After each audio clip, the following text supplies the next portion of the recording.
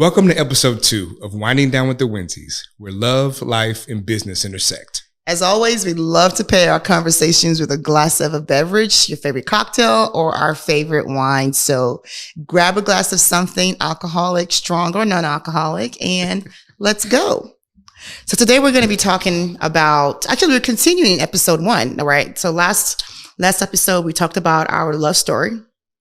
And we talked about how we met and how we fell in love and how we got together and all that good stuff. We've been together. We're going on 10 years married, but we've known each other for a while. Well, we've been romantically involved for over 16 years. Oh man, that's So. practically half my life. But so today we're going to be talking about our entrepreneurship journey, and it really has been a journey.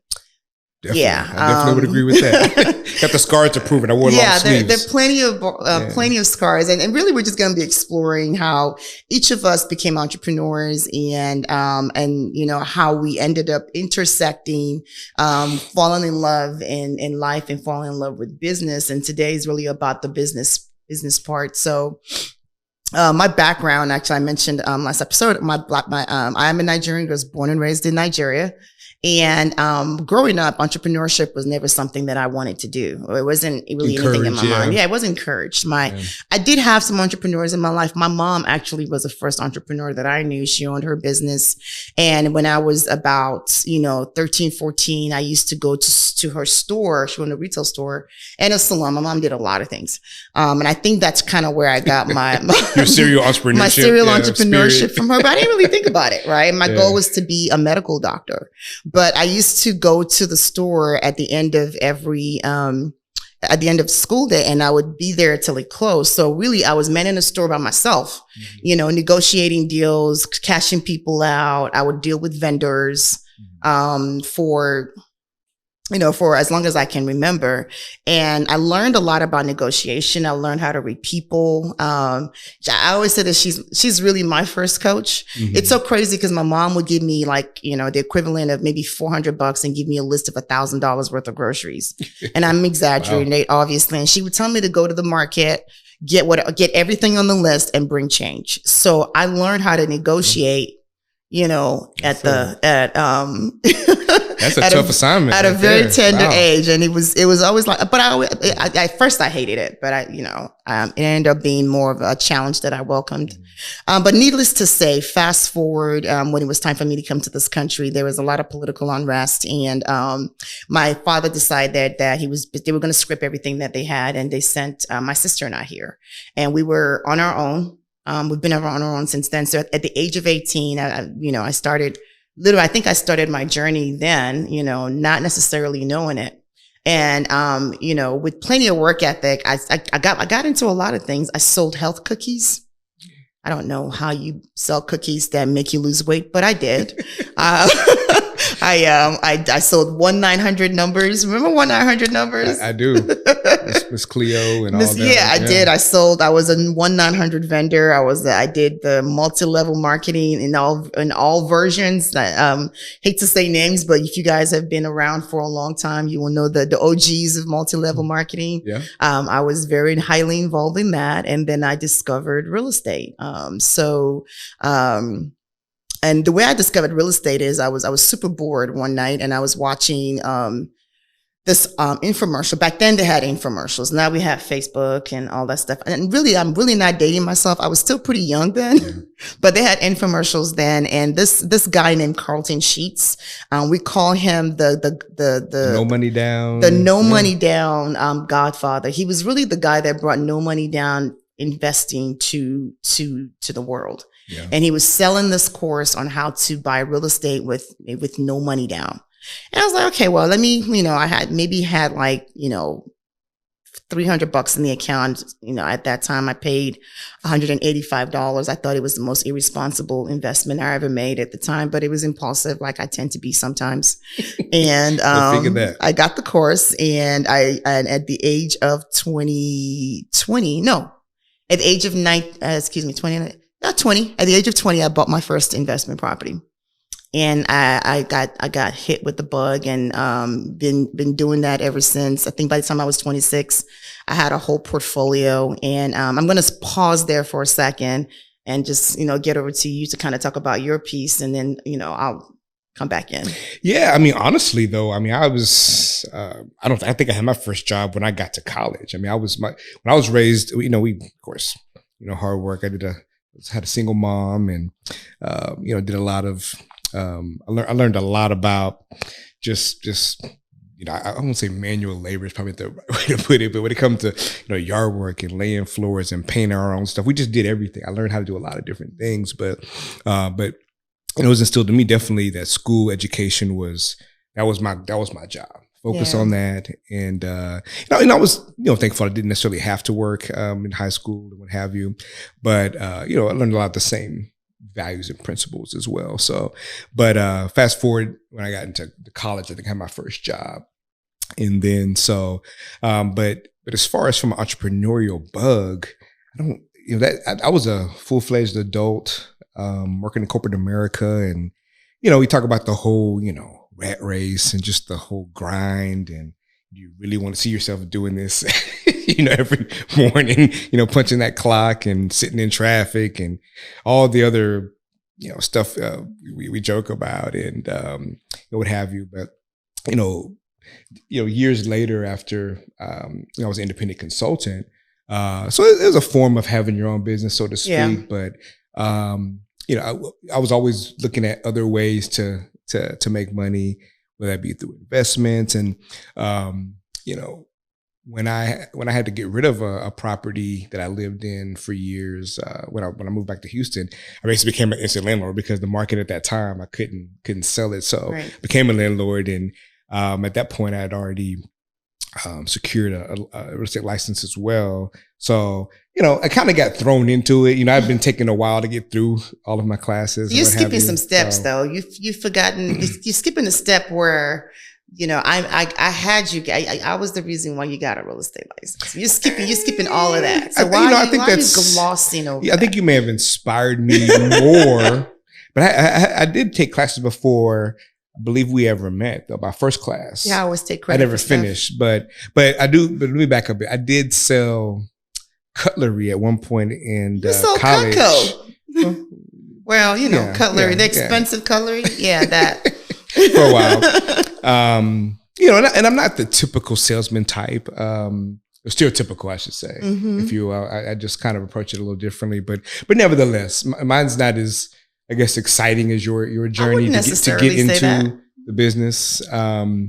But that just fits our personalities too, right? Yeah. So. Yeah. No, we're definitely yin and yang. It's so interesting because, my journey has taken me from, homelessness to being a single parent to being, corporate executive at one point. So all the way up to corporate executive level. Yeah. Right. And, when I fell in love with business, and I didn't really realize that I was in love with business, I just enjoy the process of it.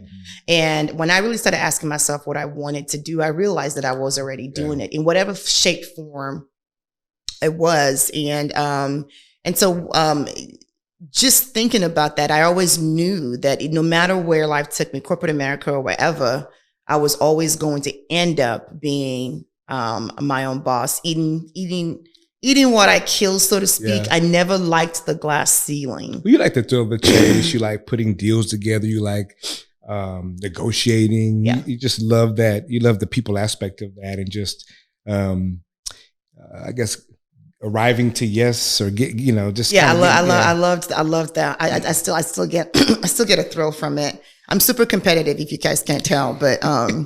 Oh yeah. So just I'm being random at the moment, but don't come to our house during a game night. Oh no, don't. No, we're mortal enemies. It's definitely interesting. Well, I wouldn't go that far. Well, no, we are mortal enemies. It's just it's very The one thing that we cannot be on the same page on is a board game. You put that board game down, we literally throw up a wall. So because we will fight tooth and nail. Well, so I'll just say this, and then we'll move on. Get back on topic. Is I believe that there are instructions, there's rules to games. Oh, wow, we're going there with that? I don't think you just interpret them however you want to at any given point in time. And I think, and if you do start one way, if you say, hey, we're going to agree to do it this way, we stay that way the whole time. It's not my fault you didn't read the instructions. You did not read the instructions. Okay. So like I said, we'll move along for the sake. Speaking of, again, fighting words mean something.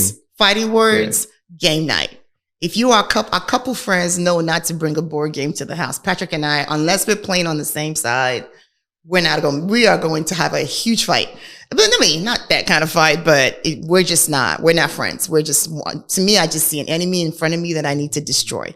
And so does he. Wow. So. I don't think I would go that far. But anyways, and so that was really the crux of it. And speaking of, we were talking about that real estate side. I think you said something earlier, which was a good segue to how I got my real estate license. I got so good at putting deals together that I remember one time one of my attorney friends basically, and I did not know I was doing this. I was, a friend comes to me and say, hey, Jemila, take a look at this deal. I'm thinking about doing X, Y, and Z. Well, do it this way. This was alleged, by the way. Allegedly, yeah. And, sometimes they'll take me to dinner and, say thank you. And so I was instructed that it might be, practicing real estate without a license. Yeah. And that was really my cue to get my real estate license. You were heavily encouraged. I was heavily encouraged to get my real estate license, which I did. And I fell in love with the business of real estate. Yeah. And really that's how we got into business together because I became a broker and I held your license. Yep. You're the only broker I've ever known. Yeah. So. And don't let Pat fool you. He does have the ability of telling people that get on his nerves, especially people that don't know that we're working together. And I remember an argument you had with somebody. So I think to be, again, I'm all about being accurate. In the professional realm, there's ways to go about doing things. And I think there's the professional standards and guidelines that we should all follow. And I was doing with the unprofessional person and I definitely just made him, I kind of gave him my piece, but again, I was professional about it. I was firm. You were yourself. You were. I'm sorry, but I did not appreciate, the stuff they were pulling. Yeah, you were being yourself. Yeah, you were being a nice asshole. Well, and she did not like that, and so she said, "I will report you to your broker." And he said to her, "I sleep with my broker," and then he hung up the phone on her. Something like that. It was. I don't remember. It's so long alleged, ago, but nevertheless, like God's still working on me. So yeah. But nevertheless, at some point, we decided to basically run a boutique, a small firm, more of a concierge consultative approach, if you will, and on a small scale. I don't think we had onesie twosie agents here and there, but it was mostly just you and I. It was you and I. We were kicking butt and taking names and. We grew a really nice boutique brokerage for about 10 years, right? Yeah. We did everything. When I had the opportunity to travel all over the world, you took over the business. We ran a huge foreclosure shop. Yeah, I wrote my first book. Yeah. And that was really the beginning of our journey. And we weren't really working together full time. You still worked full time. I kind of worked as a consultant in the IT space, but I was really practicing real estate full time too. Yeah. And I remember when it was time for us to really take that big leap. It was one of those conversations after we got married that led to whether or not we were going to pursue this full time as a couple. And I think it's come down to one of the things you always have to ask yourself, kind of, we will make a point, is you have to ask, what do you want? And I think that's with anything in life and definitely in business, what is it that you want? And if you're going to work together, you definitely want to be on the same page there. And you could want different things, but I think collectively you still need to kind of want the same things, I guess, if that makes sense. And the journey to get there, may look different, but that's basically what we did. And we say, hey, how do we go to that next level? How do we scale? And what does that look like? What does that look like to you? And right. And what does that look like to me? And so essentially what we did, we had this rolling whiteboard, this huge whiteboard that rolls from the living room to our office area. It's double-sided. And so it's just kind of, we turned it into like a little, I guess, almost like a boardroom, if you will. Yeah, we turned our house to a boardroom. We asked ourselves, what does our life look like? And so we started to design our life. Like, what does that look like? What does the next 5 years look like? What does the next 10 years look like? And we really got down to the detail. We knew that we were in the process of evaluating franchise brokerages that we wanted to purchase. And for us, we were also designing the people, envisioning the people, not design, but envisioning the people that we would like to work with. People we wanted to invite into our space. And we went all the way down to what they wore on a daily basis or how they spoke. And, how they, their thinking, that their mindset, how they carry themselves. And if you look at the landscape of our brokerage where we work, you'll notice that we're all one huge family and we're all kind of thinking from that. We have that hustle mindset. We're always grinding. We're always looking for that next level. And a lot of times those that don't fit into that culture eventually find themselves either, exiting, which we're very, very okay with because our family is big on culture and so is our business. And so, but that was how we started doing that. We just started writing down everything that we wanted. And I think, as well, we, just to be clear is, people talk about business plans. We did that, mission statements, but we also talked about values and what kind of, values do we stand for as an organization and the people that we want to bring in, like you said, and just kind of where we wanted to be over the next year and 5 years. And it's really a lot of stuff you would have to think about. And everybody wants to be successful. Everybody wants to,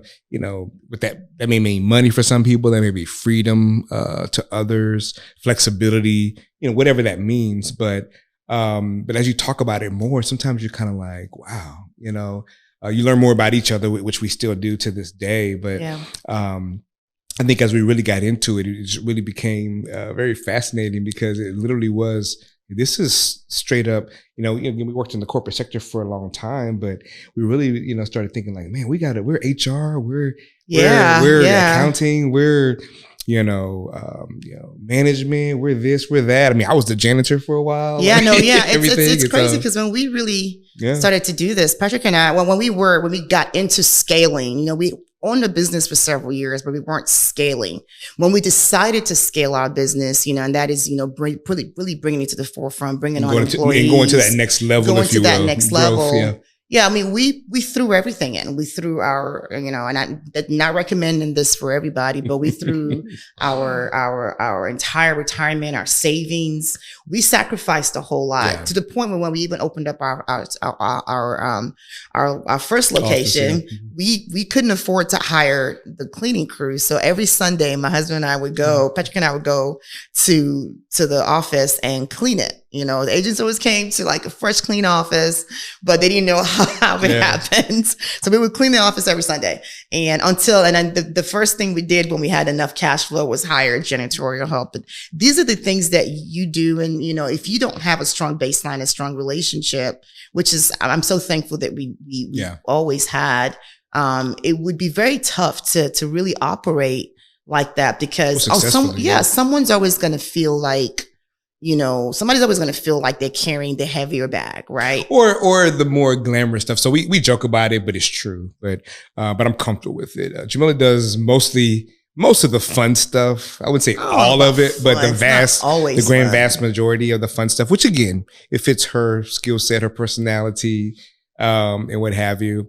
But there's things that have to be done in any business, right? Absolutely. And at the end of the day, somebody's got to own that, right? And that's okay. It's okay. At the end of the day, we win. Everybody else wins. Exactly. And that's one of our core principles, right? Everybody wins. Yeah. And then that's actually a good segue to the next point, which is, what roles do we play, right? So if you were to look at it from an org structure, I always call myself the CEO, which he rolls his eyes and goes, yeah, sure. But there really isn't a CEO. We're both co-CEOs, but I'm the face of the company.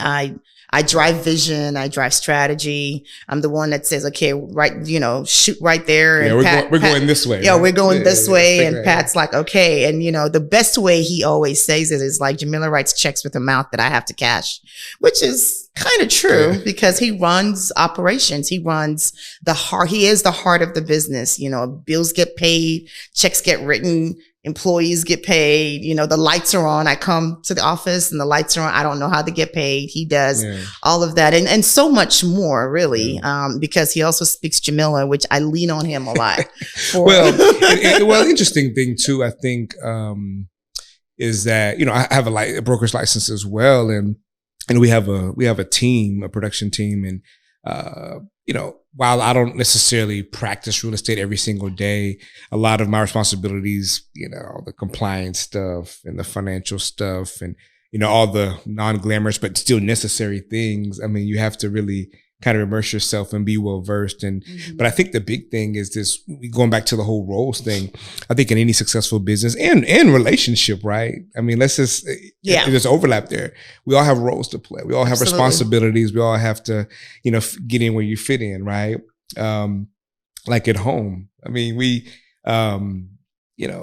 Jemila, when Jemila cooks, she definitely throws down. She does her thing. I'm a good cook. She may use every pan and dish in the whole kitchen, every pan and dish, but typically, on a day-to-day basis, I'm like, look, I like to eat before. I always say I like to eat the same day that I wake up.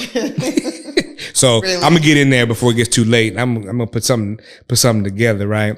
But nevertheless, but no, roles and responsibilities, I'm being facetious, but roles and responsibilities are important. And I think that definitely are, huge success drivers, in anything that you're doing. No, absolutely. I think it's really been one of the biggest for us is really defining our roles. We talk to a lot of couples that, are in business together, but it's kind of chaotic because both people want to have the shine. Both folks have to be in the limelight, but it's not possible. It's not possible at the same time always. You just have to recognize that, okay, we're both one person. You're going to have an opportunity to have your shine. This person's going to have the opportunity to have their shine, but it's not even about that. Right? No, I agree. I think that, at least for me, I know for sure, I've never been a huge title person. That's just me. I'm all about, more about the results and getting it done, because here's the thing. You could have all the titles in the world and, shine, whatever you want to call it. But if we're not successful, one of us not successful, we're both not successful.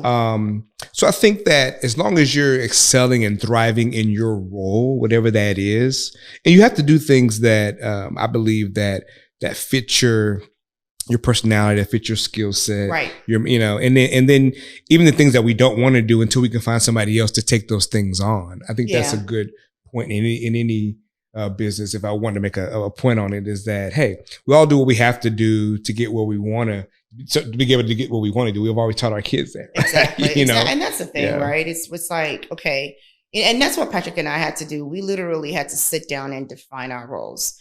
And it's crazy because some people that work for us, a lot of people work for us, think we still share a brain as a married couple. Half the time, I don't know what's on Patrick's plate, and neither does he know what is on mine, right? It's funny, but it's we have different roles.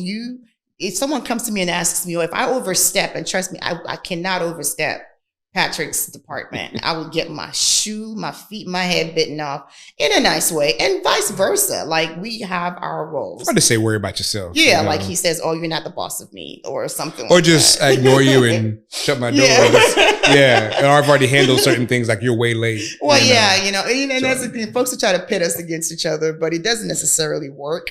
The cool thing also is, if people ask how we make decisions, because we're equal partners, right? How do we make decisions on important matters that where we both have to weigh in? Yeah, no, and I think at the end of the day, we discuss things, but we also, I think, when it comes to respecting each areas of expertise that we both have, we lean on that a lot, quite a bit. But the biggest thing, when we can't agree, if you will, I guess that's probably the easiest way to put it.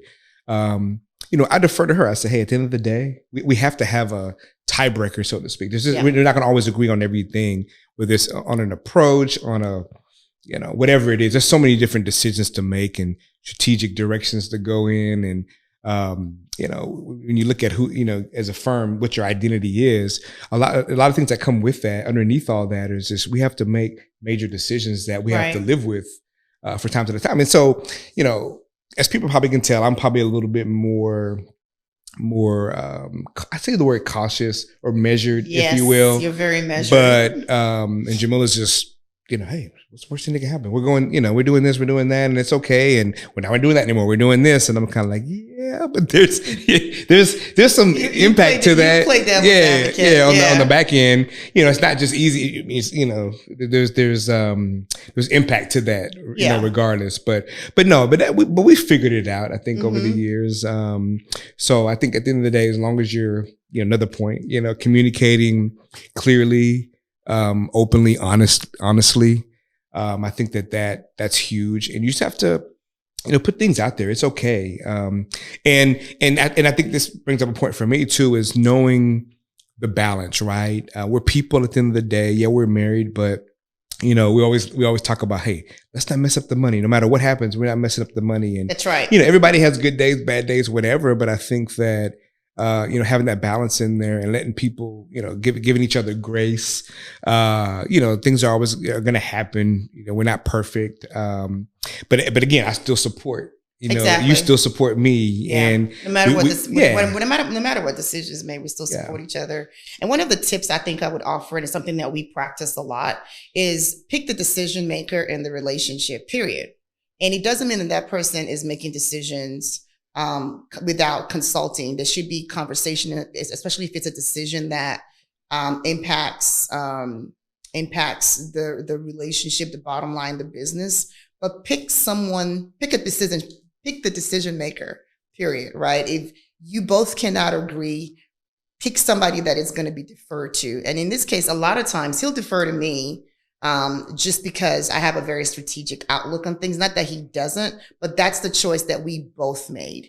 And I think it's helped drive a lot of our decision making. But when it comes to those types of decisions, but then there are other decisions where I'm going, this is something that I need you to make the decision on. Yeah. And so we may talk it through. And when we both cannot agree, we're like, okay, so whatever decision you go with is where you go is where I will follow.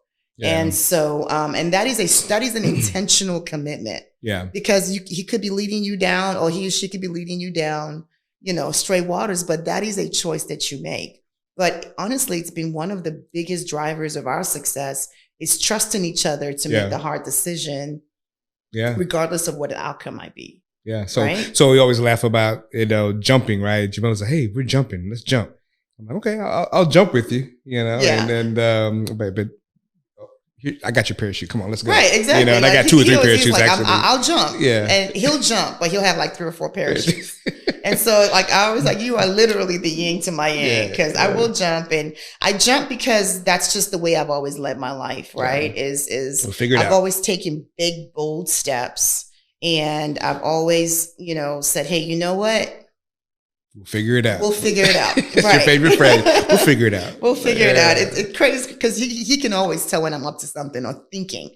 I don't usually come to him with all the ideas. I have a lot of ideas. I have to think through, because Patrick just said he's very measured and I can't just throw things at him. But he usually can tell when I'm obsessed with an idea, and because he'll go, okay, I can see it hurts. Yeah. I can see you thinking. What you got? Yeah. I can see you thinking. What you got? What we doing? Where we going? And that's when I get to open up, and then from there we just start to figure out how to make it happen. It happen. Pat is the guy he'll figure out the gaps, the loopholes. I'm playing the chess. He's figure out how to keep the queen the queen safe, make sure nothing happens to her, right? So again, play to your strengths, whatever that is, but recognize your strengths. So if you've never done personality profiling, there's different types out there, but know your true strengths and be honest about them, right? I know some people get caught up in the glamour of whatever business it is, but I think you need to, at the end of the day, own and understand what your strengths are and stick to your strengths and be honest about that. So I think that's important. Absolutely. So what advice would you give, entrepreneurs that are, there could be a couple, partners, however you want to phrase, whatever type of relationship it is, that are thinking about, either getting into business together, because again, they could be doing something else, but they're thinking about joining forces. what have you. What advice would you give them? Well, the first thing I'm going to say is pray. Do a lot of prayer and fasting. Yeah. It is not for every couple. It is not for everyone. You know, I gave a stat at the last episode, which was, you know, the national divorce rate is 30%, you know, and, you know, what couples who are working together, or one couple who's working as an entrepreneur while the other person is not, it kind of increases the probability to 50% of divorce rates. I think that it's better for a couple to work together than not. If one person is an entrepreneur chasing that entrepreneurial dream and trying to scale and grow and so on and so forth, and the other person is not on the same page about that person's dreams, it could be pretty detrimental. So a lot of prayer is really required. A lot of communication is definitely required. And I think for us, you know, we talked about it earlier, our success drivers is being open and transparent with each other, no matter how hard it is, holding each other accountable, picking the decision maker in the family as in the relationship as it relates to the business. And what was the other thing I mentioned? I think we talked about picking, you know, knowing your roles, define your roles. It doesn't have to be to a T because you're both going to cross and intersect.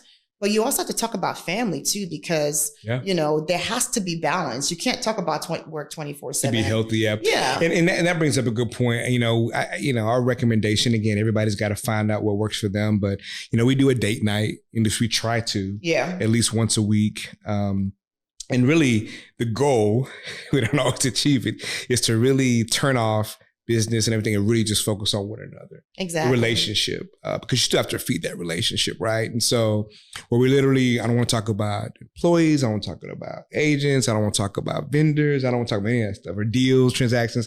I just want to focus on each other and date one another. This give us, 2 hours, 3 hours, whatever it is. And it's so easy to do it, honestly, you guys. And we're going to dig in deeper as we go through the episodes. We're really going to pick topics, tough topics. Not just from a relationship standpoint, but also how it ties to your business. Because if house isn't happy, the business is not going to do well. It can flow over. It will flow over, and it's going to affect the money. And so, we cannot mess up the money. So we're really going to dig into that. You know, like for example, when we were full time every day. You know, we're in the car together. We're going to work together. We're leaving together. We're eating lunch together. In the same meetings together. You forget that you have to date each other and all of those things. And business becomes the entire family's life. The dinner conversations, the kids are hearing about what's going on in the business. And I think personally, I think our kids will never go into business, period, because of us. We have scarred them for life. But it's fine. We'll see, right? We'll see what happens. Our kids, they're good. They're durable. They're like starfish. They're durable and they're doing very well. Both in college and they'll be fine. But I think that those are our early years in learning. As well. So that's one of the biggest advice. And so, if you're a couple that's looking to start and grow and scale a business, there are some very heavy conversations that you're going to have together. So. And I think just, again, I know it sounds obvious, but, being honest about just what you want, starting there, but also what you're good at. And again, we all have to get out of our comfort zone. I'm the first one to admit to that. And sometimes, again, we do things that we don't necessarily know how to do initially, but you learn, right? You grow as an individual. And again, I think it can be a wonderful thing. And so it's definitely like we talk about it being a journey, but it's been fruitful. Yeah, it's been fruitful.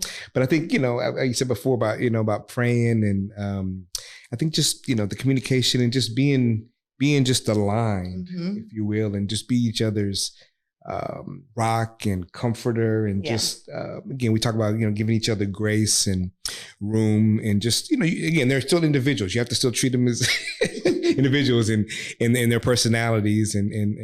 So, but, I definitely wouldn't trade my partner for anyone in the world. We definitely enjoy it. And that's, we live in the life we've designed. So I'm definitely excited about that. That's all I keep it interesting for you. You'll never have a dull day in your life. Not at all. She said I'm her lifetime stalker, right? He is my lifetime stalker, like for real. He is. But so I guess going into our next episodes, we're going to be bringing on some guests to talk through their entrepreneurship journey as well. Our goal is for us to learn from them as well. But at the same time, we want to understand the how, right? So part of what we'll be talking about is how we started our brokerage. How we scaled our brokerage to where it is today, one of the top brokerages in Houston, where how we were able to grow our strategic strategic roadmap. And so we'll look into one of our strategic growing